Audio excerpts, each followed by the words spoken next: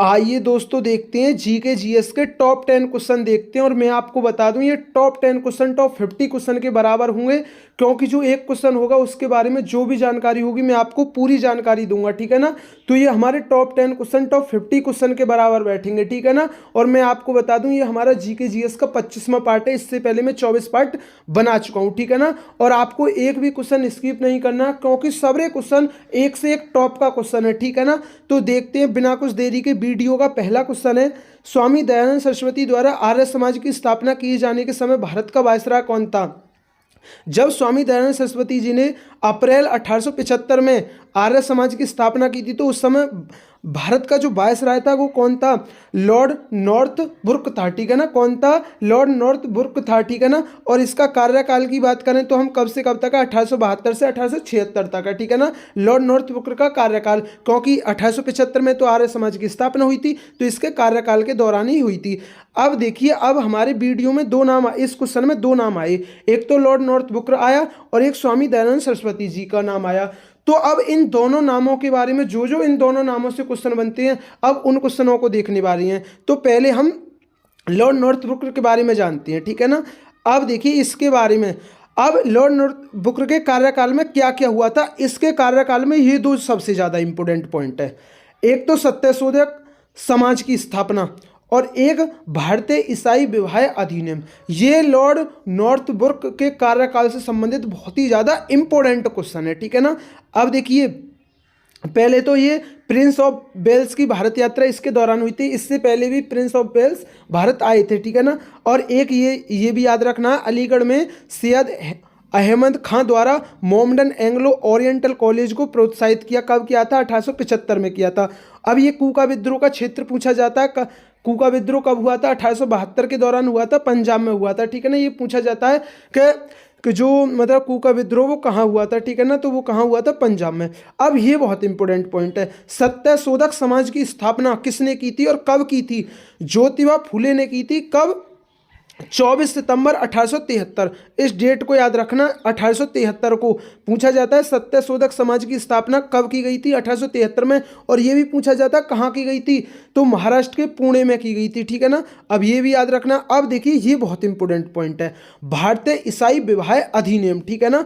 भारतीय ईसाई विवाह अधिनियम पूछा जाता है, भारतीय ईसाई विवाह अधिनियम कब लाया गया था?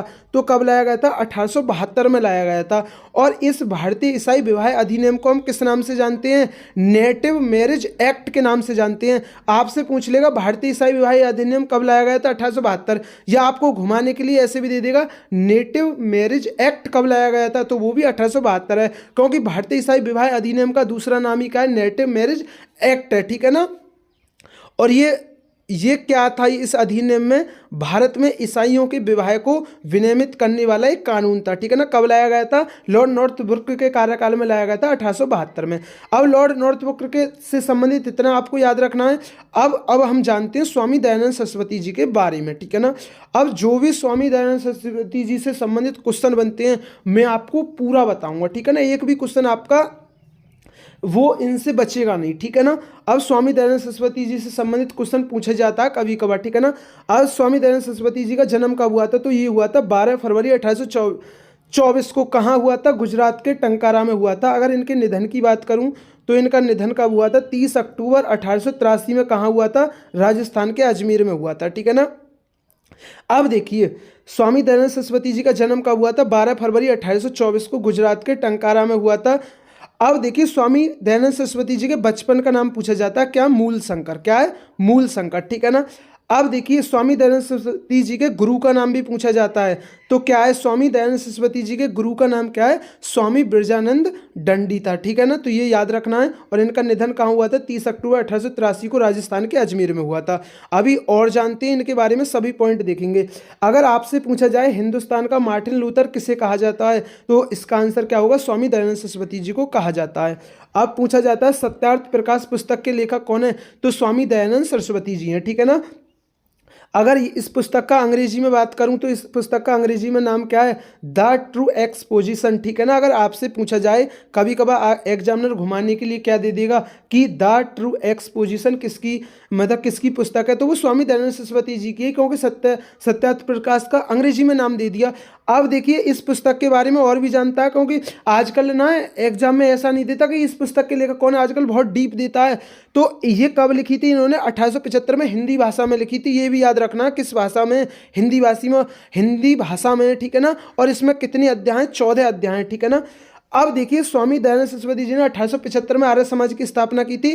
तो इसका 1875 के 2 साल बाद मतलब 1870 में लाहौर में आर्य समाज की एक शाखा खोली थी, ठीक है ना। तो इसे भी याद रखना कि लाहौर में आपसे पूछा जाएगा कि स्वामी दयानंद सरस्वती जी ने आर्य समाज की शाखा लाहौर में कब खोली थी, वो 1877 में, या कि 1870 में कहाँ शाखा खोली थी आर्य समाज की, तो वो लाहौर आंसर होगा। अब देख अगर मैं बात करूँ, ये भी क्वेश्चन बहुत अच्छा है, परोपकारिणी सभा की स्थापना किसने की थी। परोपकारिणी सभा की स्थापना स्वामी दयानंद सरस्वती जी ने की थी। इसकी स्थापना सबसे पहले मेरठ में की थी, कब, 1880 के दौरान की थी। और इसके बाद इसकी स्थापना मतलब परोपकारिणी सभा की स्थापना कहाँ की गई थी, उदयपुर में की गई थी, कब, 1883 में की गई थी, ठीक है ना। तो इसकी जो परोपकारिणी सभा है इसकी स्थापना स्वामी दयानंद सरस्वती जी ने सबसे पहले की थी मेरठ में, उसके बाद कहाँ की थी, उदयपुर में की थी, ठीक है ना। अब देखिए ये तो मैंने बता ही दिया, ठीक है ना। अभी और जानते हैं स्वामी दयानंद सरस्वती जी के बारे में, ठीक है ना। अब देखिए स्वामी दयानंद सरस्वती जी ने वेदों की ओर लौटो का नारा दिया था, ठीक है ना। किस कब, ठीक है ना, कौन सा नारा दिया था, वेदों की ओर लौटो। अब देखो जो स्वराज का नारा है ना, स्वराज का जो नारा है वो स्वामी दयानंद सरस्वती जी ने दिया था 1876 में, और जिसे बाद में लोकमान्य तिलक मतलब बाल गंगाधर तिलक जी ने आगे बढ़ाया था, ठीक है ना। तो ये भी आपको याद रखना है, सबसे पहले ये नारा स्वामी दयानंद सरस्वती जी ने दिया था, ना कि बाल गंगाधर तिलक ने दिया था, ठीक है ना। अब देखिए ये क्वेश्चन भी पूछा जाता है कि शुद्धि आंदोलन की शुरुआत किसने की थी। अगर मैं शुद्धि आंदोलन की शुरुआत की बात करूं तो वो स्वामी दयानंद सरस्वती जी ने की थी, 1875 में आर्य समाज की स्थापना के साथ की थी, ठीक है ना। अब इस शुद्धि आंदोलन का उद्देश्य क्या था, इसका उद्देश्य था धर्म परिवर्तन कर चुके लोगों को वापस हिंदू धर्म में लाना था, ठीक है ना। अब देखिए स्वामी दयानंद सरस्वती जी का निधन हो गया 1883 में। अब ठीक है ना, 1883 में इनके निधन के बाद 1920 के दशक में शुद्धि आंदोलन को किसने आगे बढ़ाया था, तो वो स्वामी श्रद्धानंद जी ने आगे बढ़ाया था। और इन्होंने स्वामी श्रद्धानंद जी ने 11 फरवरी 1923 को भारतीय शुद्धि सभा की स्थापना की थी, ठीक है ना। तो ये याद रखना है। अब ये जो हमने ये पिछला क्वेश्चन देखा, इसके बारे में हमने स्वामी दयानंद सरस्वती जी के बारे में जाना और हमने लॉर्ड नॉर्थब्रुक के बारे में जाना। अब वीडियो का नेक्स्ट क्वेश्चन देखते हैं। वीडियो का नेक्स्ट क्वेश्चन क्या है, बहुत ही ज़्यादा अच्छा क्वेश्चन है, रेलवे में पूछा गया क्वेश्चन है। गुजरात स्थित जूनागढ़ की गिरनार पहाड़ियाँ किस किस्म के लिए प्रसिद्ध हैं, तो ये जो गुजरात के जूनागढ़ की गिरनार पहाड़ियाँ हैं ना, ये केसर आमों के लिए प्रसिद्ध है, मतलब गिर केसर मैंगो के लिए क्या है, ये प्रसिद्ध है, ठीक है ना।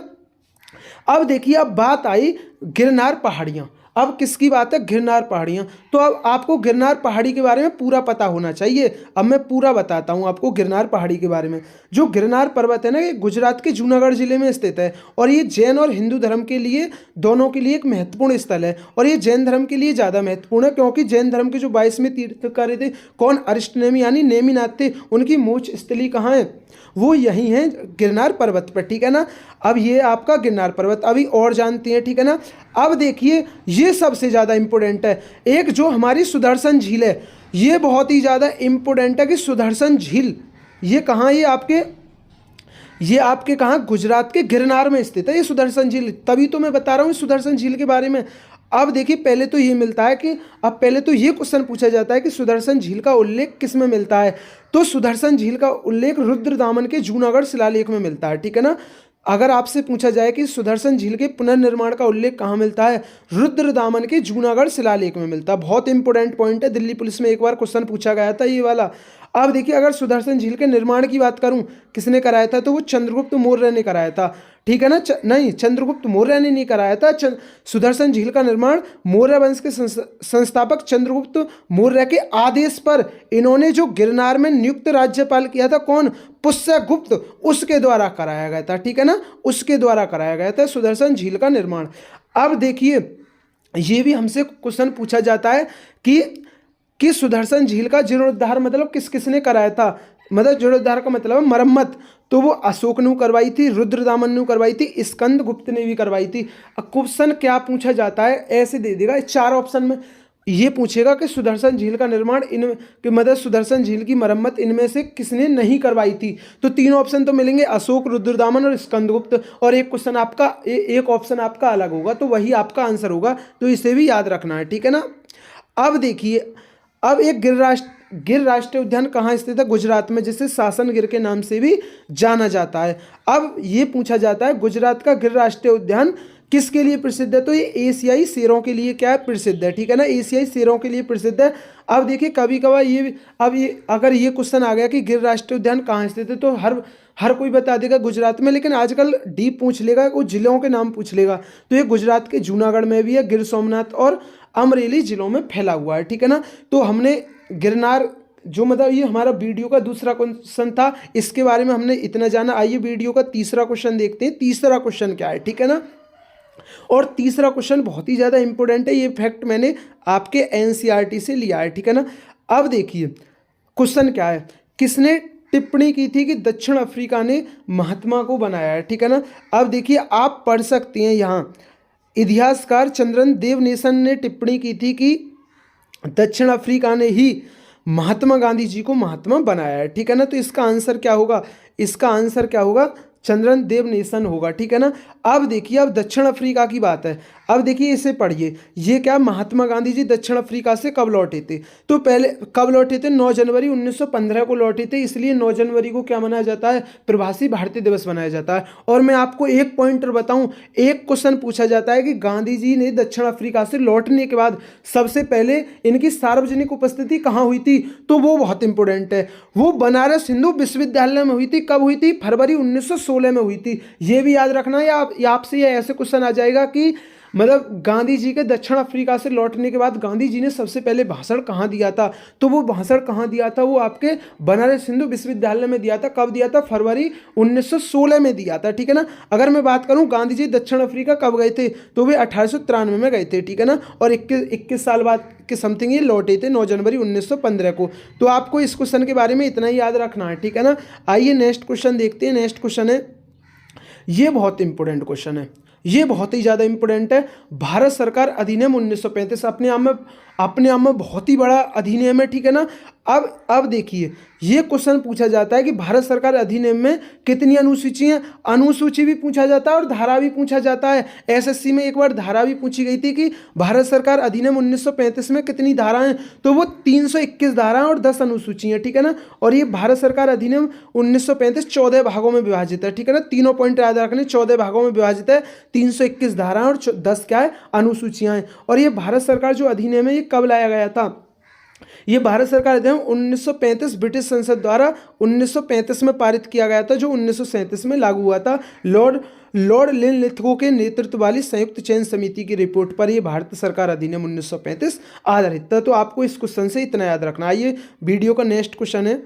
अब देखिए कितना डीप क्वेश्चन है ये आपके एसएससी में ही पूछा गया है। 1961 में अर्जुन पुरस्कार के पहले संस्करण में कितने लोगों को अर्जुन पुरस्कार मिला था? तो अगर मैं बात करूं, जो पहला संस्करण में 1961 में ही अर्जुन पुरस्कार की शुरुआत हुई है, ये 20 खिलाड़ियों को दिया गया था। कितने खिलाड़ियों को दिया गया था? 20 खिलाड़ियों को दिया गया था। अब समझो, पहले तो अर्जुन पुरस्कार की शुरुआत कब हुई थी? 1961 में हुई थी। यह पुरस्कार किन खिलाड़ियों को दिया जाता है? जो खेल में अच्छा प्रदर्शन करते हैं। और कितने 4 साल का अच्छा प्रदर्शन देखा जाता है, जो 4, ठीक है ना। और जो इस पुरस्कार की स्थापना किसके नाम पर की गई है? भारतीय महाकाव्य महाभारत के मुख्य नायक अर्जुन देव के नाम पर की गई है, ठीक है ना। अभी और जानते हैं, ठीक है ना। अब देखिए, अर्जुन पुरस्कार के लिए खिलाड़ी को अंतर्राष्ट्रीय स्तर पर पिछले 4 वर्षों में लगातार अच्छा प्रदर्शन करना चाहिए। ये याद रखना, ये पूछा जाता है कि अर्जुन पुरस्कार पाने वाले को खिलाड़ी को कितने साल का अच्छा प्रदर्शन करना चाहिए, तो वो 4 साल का देखा जाता है, ठीक है ना।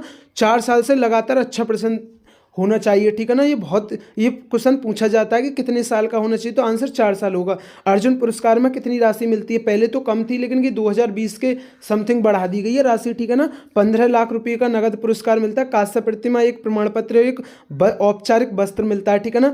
अब देखिए, ये 2 पॉइंट और याद रखना।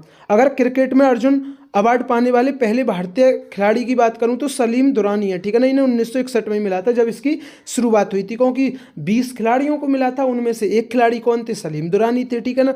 अगर मैं बात करूं हॉकी में अर्जुन पुरस्कार पाने वाली पहली भारतीय हॉकी खिलाड़ी कौन है, एनी लेम्सडेन थी, ठीक है ना। इन्हें 1961 में ही मिला था, ठीक है ना। तो आपको इस क्वेश्चन के बारे में इतना याद रखना। आइए वीडियो का नेक्स्ट क्वेश्चन है। नेक्स्ट क्वेश्चन क्या है, नेक्स्ट क्वेश्चन क्या है, अशोक के अभिलेखों में कितने शिलालेख शामिल हैं। तो अशोक के अभिलेखों में कितने शिलालेख शामिल हैं, वो 33 हैं। अब समझिए, अगर मैं अशोक के कार्यकाल की बात करूं तो 273 ईसा पूर्व से 232 ईसा पूर्व है, लेकिन कहीं कहीं आपको इसका कार्यकाल 269 ईसा पूर्व से मिल जाएगा। तो देखिए, अगर अशोक का जो वास्तविक राज्याभिषेक है ना वो 269 ईसा पूर्व में हुआ था। इससे पहले ये अशोक जो है ना उज्जैन का राज्यपाल था, तो ठीक है ना, इसलिए कहीं कहीं आपको 269 ईसा पूर्व मिलता है, ठीक है ना। तो अब आपका डाउट क्लियर हो गया होगा, ठीक है ना। अब देखिए, कहीं कहीं 231 है, लेकिन कहीं कहीं 232 है, लेकिन हम इसे 231 नहीं कहेंगे, 232 ही कहेंगे। अगर हम इसके कार्यकाल की बात करें तो 273 ईसा पूर्व से 232 ईसा पूर्व या 269 ईसा पूर्व से 232 ईसा पूर्व, ठीक है ना। आपको जौन सा मिले ऑप्शन में आप उसे लगा देना, ठीक है ना। लेकिन ये जो इसका राज्याभिषेक है वो 269 ईसा पूर्व में हुआ था। अब देखिए, और इसके जो अभिलेखों में, जो अशोक के अभिलेखों में कितने शिलालेख शामिल है, 33 शिलालेख शामिल है। और जो ये शिलालेख है ना 3 भागों में विभाजित है, शिलालेख, स्तंभलेख और किसमें, गुहालेखों, मतलब गुफालेखों में, ठीक है ना, विभाजित है, ठीक है ना। अगर पूछा जाए कि अशोक के शिलालेख कितने भागों में है, 3, शिलालेख, स्तंभलेख और गुहालेखों यानी गुफालेखों में विभाजित है, ठीक है ना। अभी अशोक के बारे में और जानते हैं, ठीक है ना। अब देखिए सुनिए, अगर मैं बात करूं कि अशोक के अभिलेखों को सर्वप्रथम किसने पढ़ा था, ये बहुत इंपॉर्टेंट क्वेश्चन है। पूछा जाता है कि अशोक के अभिलेखों को सर्वप्रथम किसने पढ़ा था, वो जेम्स प्रिंसेप ने पढ़ा था। कब पढ़ा था, 1837 में। डेट भी पूछी जाती है, ठीक है ना, कि अशोक के अभिलेखों को सर्वप्रथम किसने पढ़ा था, जेम्स प्रिंसेप ने 1837 में पढ़ा था। अगर सबसे पहले दिल्ली में अशोक के स्तंभ का पता किसने लगाया था, तो टी फेनथेलन ने लगाया था, ठीक है ना। लेकिन इस सबसे ज़्यादा इंपॉर्टेंट पॉइंट यही है कि इसके अभिलेखों को किसने पढ़ा था, जेम्स प्रिंसेप ने। कब, 1837 में। अब देखो, एक और ज़्यादा इंपॉर्टेंट है, कलिंग युद्ध, मतलब उड़ीसा का प्राचीन नाम है, ठीक है ना, कलिंग।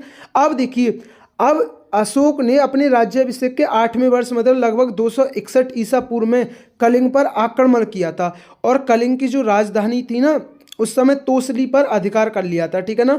अब जो ये वर्तमान में कलिंग क्या है, उड़ीसा के दक्षिण भाग में स्थित है, ठीक है ना। अब देखिए, अब ये क्वेश्चन पूछा जाता है कि अशोक के किस अभिलेख में कलिंग युद्ध का वर्णन मिलता है। तो अशोक के 13वें अभिलेख में कलिंग युद्ध का वर्णन मिलता है। बहुत ही ज़्यादा इंपॉर्टेंट पॉइंट है, याद रखना। अब देखिए, जो कलिंग का युद्ध हुआ ना, जो कलिंग युद्ध हुआ था, इसमें अशोक ने युद्ध की नीति को सदा के लिए त्याग दिया था, ठीक है ना। युद्ध की नीति को सदा के लिए त्याग दिया था। तो आपको इस क्वेश्चन के बारे में इतना याद रखना था, ठीक है ना। आइए वीडियो का नेक्स्ट क्वेश्चन क्या है, देखिए बहुत ही ज़्यादा इंपॉर्टेंट क्वेश्चन है ये। नो समझ लो, वीडियो का सबसे ज़्यादा इंपॉर्टेंट क्वेश्चन यही है, क्योंकि ये क्वेश्चन बहुत ही ज़्यादा बार पूछे जाते हैं। और मैं आपको 1857 का जो विद्रोह से संबंधित 2 प्रिंटिंग बताऊंगा, ठीक है ना। एक तो आपको बताऊंगा रिलीफ ऑफ लखनऊ, एक बताऊंगा इन मेमोरियम, वो भी पूछी जाती है और ये भी पूछी जाती है। 1857 की विद्रोह से संबंधित रिलीफ ऑफ लखनऊ, ये चित्र किसने बनाया था, ये बनाया था थॉमस जॉन स्वारकन ने बनाया था।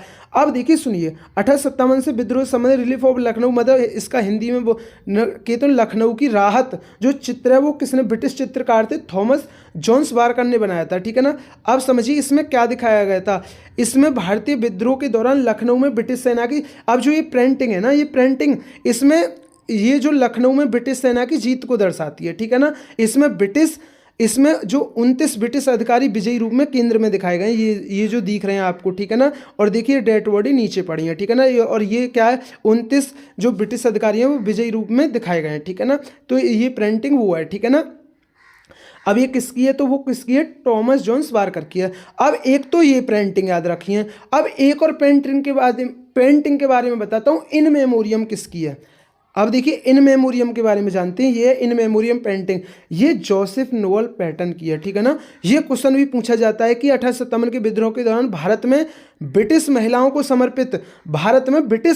समर्पित एक पेंटिंग इन मेमोरियम किसने बनाई थी? वो जोसेफ नोएल पैटन ने बनाई थी, ठीक है ना। लेकिन ये ब्रिटिश महिलाओं से आप देख सकते हैं, ये ब्रिटिश महिलाओं से संबंधित पेंटिंग है, ठीक है ना। और ये एक स्कॉटिश कलाकार, चित्रकार और मूर्तिकार थे, कौन? जोसेफ नोएल, ठीक है ना। अब आइए अभी सुनिए, अब ये 1857 के विद्रोह की बात है ना, तो अब आपको 1857 का विद्रोह तो अपने आप में बहुत बड़ा है, लेकिन 1857 के विद्रोह की शुरुआत और अंत पता होना चाहिए, ठीक है ना। अब देखिए, जो 1857 की क्रांति थी ना, जिसे हम सिपाही विद्रोह या प्रथम स्वतंत्रता संग्राम के नाम से भी जानते हैं, ठीक है ना। अब ये इसकी शुरुआत कब हुई थी? आपसे पूछा जाता है कि 1857 के विद्रोह की शुरुआत कब हुई थी, तो वो हुई थी 10 मई 1857 को। और कहाँ से हुई थी ये भी पूछा जाता है, मेरठ से हुई थी। और ये भी क्वेश्चन पूछा जाता है कि 1857 के विद्रोह का अंत कब हुआ था? 20 जून 1858 को ग्वालियर एमपी से हुआ था, ये भी याद रखना है, ठीक है ना। तो आपको इस क्वेश्चन के बारे में इतना याद रखना है। आइए वीडियो का नेक्स्ट क्वेश्चन है, नेक्स्ट क्वेश्चन क्या है? अब देखिए, विश्व स्वास्थ्य संगठन, ठीक है ना, क्या? WHO का मुख्यालय ये जानते होंगे जिनेवा में, जिनेवा स्विट्जरलैंड में। अब WHO की स्थापना कब हुई थी? वर्ल्ड हेल्थ ऑर्गेनाइजेशन की स्थापना हुई थी 7 अप्रैल 1948 को हुई थी। इसलिए हम ना 7 अप्रैल को क्या मनाते हैं? विश्व स्वास्थ्य दिवस मनाते हैं, ठीक है ना।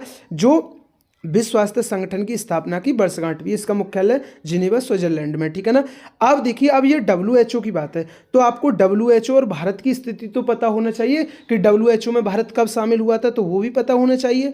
अब देखिए, WHO विश्व स्वास्थ्य संगठन और भारत 12 जनवरी 1948 को WHO का सदस्य बना था। अगर मैं WHO का दक्षिण पूर्व एशिया का क्षेत्रीय कार्यालय देखूं तो वो कहाँ? नई दिल्ली में स्थित है। अब समझिए, विश्व स्वास्थ्य संगठन WHO संयुक्त राष्ट्र की एक विशेष एजेंसी है, जो इसके उद्देश्य क्या है? वैश्विक स्वास्थ्य को बढ़ावा देने, दुनिया को सुरक्षित रखने और कमजोर लोगों की सेवा करने के लिए ये क्या करती है? काम करती है, ताकि हर जगह सभी लोगों को स्वास्थ्य के उच्चतम स्तर प्राप्त किया जा सके। अब आइए वीडियो का नेक्स्ट क्वेश्चन देखते हैं। वीडियो का नेक्स्ट क्वेश्चन क्या है? अब देखिए, ये बहुत ही ज़्यादा इंपॉर्टेंट क्वेश्चन है, ये आपको बहुत ही ज़्यादा इंपॉर्टेंट क्वेश्चन है, याद रखना अच्छी तरीके से। प्रथम पंचवर्षीय योजना का मसौदा तैयार करने वाले युवा अर्थशास्त्री। अब देखिए, इस क्वेश्चन में युवा क्यों लग रहा है? क्योंकि ये उस समय 26 साल के थे, इसलिए युवा लग रहा है, ठीक है ना। अब देखिए, अब कौन था मसौदा तैयार करने वाले युवा अर्थशास्त्री? तो वो कौन थे? KN राज थे। कौन थे? KN राज।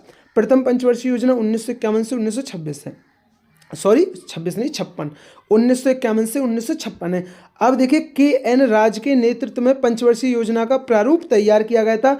अगर मैं बात करूं, प्रथम पंचवर्षीय योजना के अध्यक्ष कौन थे? वो जवाहरलाल नेहरू थे। और इसके उपाध्यक्ष कौन थे? गुलजारीलाल नंदा थे। और प्रथम पंचवर्षीय योजना का आदर्श वाक्य क्या था? तो आपको आदर्श वाक्य भी पता होना चाहिए, कृषि। क्या था आदर्श वाक्य? कृषि का विकास था, ठीक है ना। अब देखिए, अब क्वेश्चन में किसकी बात है? प्रथम पंचवर्षीय योजना की बात है, तो आपको प्रथम पंचवर्षीय योजना से जो जो संबंधित क्वेश्चन बनते हैं मैं आपको सभी को बता देता हूं अभी, ठीक है ना। प्रथम पंचवर्षीय योजना से आपका कोई भी क्वेश्चन छूटेगा नहीं। अब एक बात बताइए, पहले तो आपको ये पता होना चाहिए भारत में पंचवर्षीय योजना कहाँ से ली गई है? वो रूस से ली गई है, ठीक है ना, सोवियत संघ, रूस से ली गई है। अब एक बात बताइए, जब हमने रूस से पंचवर्षीय योजना ली है तो सबसे पहले रूस में लागू हुई होंगी पंचवर्षीय योजना। कब लागू हुई थी रूस में पंचवर्षीय योजना? 1928 में। ये डेट पूछी जाती है, ये भी याद रखना, ये डेट पूछी जाती है कि सोवियत संघ मतलब रूस में पंचवर्षीय योजना कब लागू हुई थी? 1928 में। और किसने लागू की थी? जोसेफ स्टालिन ने लागू की थी। ये बहुत इंपॉर्टेंट पॉइंट है, याद रखना, इंपॉर्टेंट पॉइंट है, जिसका उद्देश्य क्या था? देश में औद्योगिकरण और कृषि का सामूहिकरण करना था, ठीक है ना। याद रखना कि रूस में पंचवर्षीय योजना कब शुरू हुई थी? 1928 में शुरू हुई थी, जोसेफ स्टालिन ने की थी। और भारत में पंचवर्षीय योजना रूस से ही ली गई है। अब देखिए, अब पहली पंचवर्षीय योजना है वो किस मॉडल पर आधारित थी? जो पहली पंचवर्षीय योजना है ना, वो हेरोल्ड डॉमर मॉडल पर आधारित थी, ठीक है ना। ये भी याद रखना है, ठीक है ना, कि पहली पंचवर्षीय योजना किस पर आधारित थी? हेरोल्ड डॉमर मॉडल पर। प्रथम पंचवर्षीय योजना का कितना लक्ष्य रखा गया था? 2.1 लक्ष्य रखा गया था, 2.1% रखा गया था, लेकिन हमें कितनी हासिल की? 3.6% हासिल मिली, ठीक है ना। तो ये एक अपने आप में सही था, ठीक है ना। अब देखिए, जो पहली पंचवर्षीय योजना थी ना, इसमें भांगड़ नागल और हीराकुंड बांध जैसी बड़ी बांध परियोजनाओं की शुरू की गई थी, ठीक है ना, जिसका उद्देश्य कृषि और सिंचाई को बढ़ावा देना था, ठीक है ना। अब देखिए, प्रथम पंचवर्षीय योजना से संबंधित ये बहुत ज़्यादा इंपॉर्टेंट है, ठीक है ना, ये बहुत ही ज़्यादा इंपॉर्टेंट पॉइंट है कि सामुदायिक विकास कार्यक्रम की शुरुआत कब हुई थी? सामुदायिक विकास सामुदायिक विकास कार्यक्रम की शुरुआत कब हुई थी? ठीक है ना। कम्युनिटी डेवलपमेंट प्रोग्राम की शुरुआत कब हुई थी? सीडीपी की शुरुआत कब हुई थी? ये कब हुई थी? 2 अक्टूबर 1952 को हुई थी। महात्मा गांधी के जन्मदिन पर हुई थी और पहली पंचवर्षीय योजना के दौरान हुई थी। ठीक है ना। ये पूछा जाता है कि भारत में सामुदायिक विकास कार्यक्रम की शुरुआत कब हुई थी? 2 अक्टूबर 1952 को हुई थी। ठीक है ना। अब इसका उद्देश्य क्या था? सामुदायिक विकास कार्यक्रम का उद्देश्य क्या था? ग्रामीण समुदायों का विकास करना और उन्हें गरीबी और कुपोषण आदि से लड़ने में मदद करना था। ठीक है ना। तो प्रथम पंचवर्षीय योजना से संबंधित आपको ये पॉइंट याद रखने हैं। ठीक है ना। प्रथम पंचवर्षीय योजना से संबंधित जो पॉइंट बन सकते थे मैंने वो आपको सारे पॉइंट बता दिए। ठीक है ना। अब नेक्स्ट क्वेश्चन देखते हैं। वीडियो का ये आखिरी क्वेश्चन है। ठीक है ना। और बहुत ही ज़्यादा इंपॉर्टेंट क्वेश्चन है। ठीक है ना। वीडियो का आखिरी क्वेश्चन है और बहुत ही ज़्यादा इंपॉर्टेंट है। निकोबार द्वीप समूह की जनजाति कौन से उत्सव के दौरान परिवार की मुखिया की दिवंगत आत्मा को श्रद्धांजलि अर्पित करती हैं? तो वो कौन सा है? ओशवरी उत्सव। ठीक है ना। ओशवरी उत्सव है। ठीक है ना। ओशवरी उत्सव है। ठीक है ना। ये क्वेश्चन नहीं है, ये अनेक बार पूछा जाता है। ठीक है ना। कि ओशवरी उत्सव कहाँ मनाया जाता है? निकोबार द्वीप समूह की जनजातियां मनाती हैं। अब देखिए, ओशवरी पर्व निकोबार द्वीप समूह में मनाया जाता है। एक महत्वपूर्ण त्योहार और यहाँ जनजातीय परिवार के मुखिया की दिवंगत आत्मा को श्रद्धांजलि देती हैं और इस दौरान सुअर महोत्सव भी आयोजित किया जाता है। ठीक है ना। तो आपको ये याद रखना था कि ओशवरी उत्सव कहाँ का है? निकोबार द्वीप समूह का है। ठीक है ना। अब अगर मैं बात करूँ आपको मड़ई त्योहार, ये इम्पोर्टेंट है। अगर आपसे बात करूं मड़ई त्योहार कहाँ का है, तो मड़ई त्योहार कहाँ का है? छत्तीसगढ़ का है। इसे याद रखना। ये मड़ई त्योहार बहुत बार पूछा जाता है कि मड़ई त्योहार कहाँ का है? ये छत्तीसगढ़ का है। अगर मैं बात करूं भूता कोयला कहाँ का है? कहाँ भूता कोयला? तो ये भूता कोयला कहाँ का है? ये कर्नाटक का है। ठीक है ना। भूता कोयला। ठीक है ना। भूता कोयला कहाँ का है? ये भूता कोयला कहाँ का है? ये कांतारा फिल्म में भी दिखाया गया है भूता कोयला के बारे में। ठीक है ना। तो ये कहाँ का? कर्नाटक का है। ठीक है ना। अगर मैं बात करूँ कंबाला त्योहार कहाँ का है? अगर मैं बात करूँ कंबाला त्योहार कहाँ का है, तो कंबाला त्योहार भी कहाँ का है हमारा? कंबाला त्योहार है कर्नाटक में, जिसमें भैंसों उसमें दौड़ कराई जाती है भैंसों की। ठीक है ना। भैंसों की दौड़ कराई जाती है। तो ये भी पूछा जाता है कि कंबाला त्योहार में किसकी रेस कराई जाती है? तो वो किसकी रेस कराई जाती है? भैंसों की रेस कराई जाती है। ठीक है ना। तो ये आपको याद रखना है। ठीक है ना। तो दोस्तों ये थी आज के हमारे टॉप 10 क्वेश्चन और मैंने बता दिए टॉप 10 क्वेश्चन हमारे ये टॉप 50 क्वेश्चन के बराबर होते हैं। अगर दोस्तों वीडियो अच्छी लगी हो तो वीडियो को जरूर लाइक किया करें और चैनल पर नए हैं तो चैनल को जरूर सब्सक्राइब किया करें। थैंक यू दोस्तों।